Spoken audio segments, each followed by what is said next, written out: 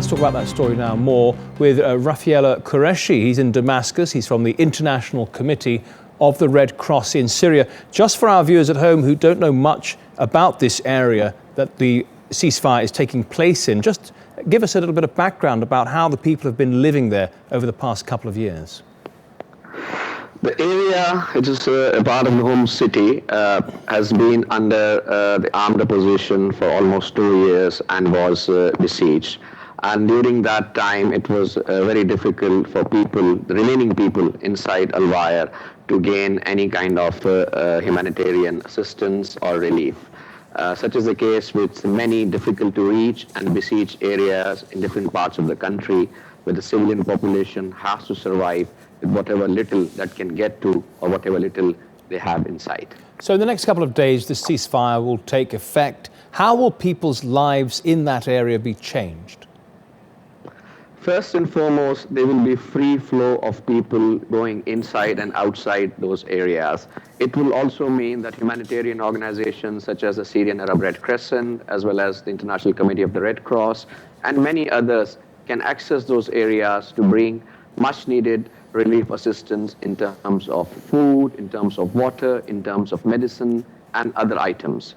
Particularly with the falling temperatures, winter is going to take a heavy toll on people who have very little resources available. So the ICRC as well as other agencies, I believe, will be trying to deliver some kind of assistance which can ensure that people who have been besieged and living with very little relief can have some decent amount of assistance available to them. And Rafiullah, just more broadly, do you think that this truce can be replicated across the country to give these people some relief?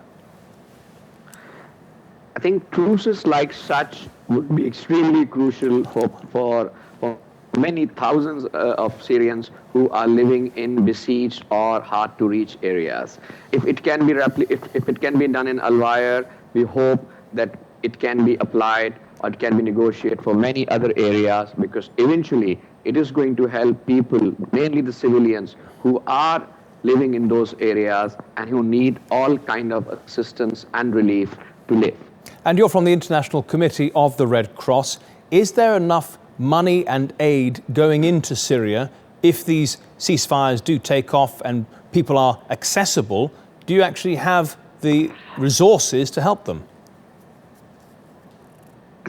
I think the question is more about what is happening on ground when it comes to the suffering of the people can outrun all the resources which various humanitarian actors have in Syria.